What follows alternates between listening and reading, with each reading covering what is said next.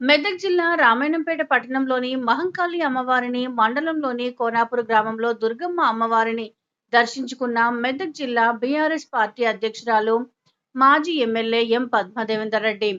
కోనాపూర్లో మహిళలతో కలిసి బోనం ఎత్తుకొని దుర్గమ్మ అమ్మవారికి సమర్పించారు. అందరికీ నమస్కారం. మరి ఈరోజు ఆషాఢ మాసం ఆఖరి ఆదివారం రోజు బోనాల పండుగ చాలా ఘనంగా జరుగుతూ ఉంది. ముఖ్యంగా రామాయణపేట పట్టణంలో అమ్మవార్లకు సంబంధించిన ఆలయాలలో మరి బోనాలు సమర్పించడం, ఘటాలు సమర్పించడం, పలారం బండ్లు చేయడం అనేది ఆనవాయితీగా వస్తున్న ఆచారమే అయినప్పటికీ ఈసారి చాలా ఘనంగా కూడా మరి రామాయణపేట పట్టణంలో అందరూ కూడా కలిసిమెలిసి పండుగను జరుపుకుంటా ఉన్నారు. మరి తెలంగాణ రాష్ట్రం వచ్చిన తర్వాత అప్పుడు ముఖ్యమంత్రిగా ఉన్న గౌరవ కేసీఆర్ గారు తెలంగాణ రాష్ట్రంలో మరి అక్క చెల్లెలు జరుపుకునే బతుకమ్మ పండుగ కావచ్చు, బోనాల పండుగ కావచ్చు అత్యంత ప్రాశస్తంగా చేసుకునే విధంగా అనేక వసతులు కల్పించడం జరిగింది.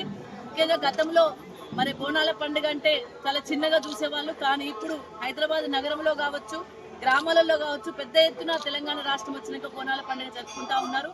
అమ్మవార్లను మొక్కుకోవడం అనేది పూర్వకాలం నుండి కూడా వస్తున్న ఆచారం. గ్రామాన్ని రక్షించడం కోసం అమ్మవార్లు ఎప్పుడు కాచుకొని ఉంటారు.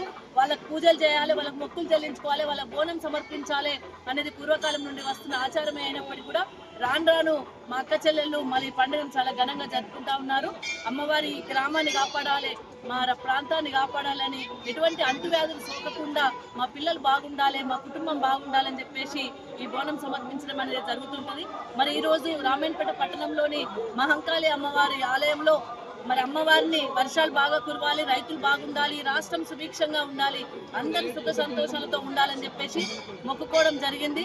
మరి గతంలో చాలా 15 సంవత్సరాలుగా ఇక్కడ అమ్మవారిని దర్శించుకోవడం జరుగుతూనే ఉన్నది. అమ్మవారిని కూడా మరి ఈ ప్రాంతం అంతా బాగుండాలి, అభివృద్ధి చెందాలని కూడా మొక్కుకోవడం జరిగింది. అందరికీ నమస్కారం. జై తెలంగాణ, జై మహంకాళి.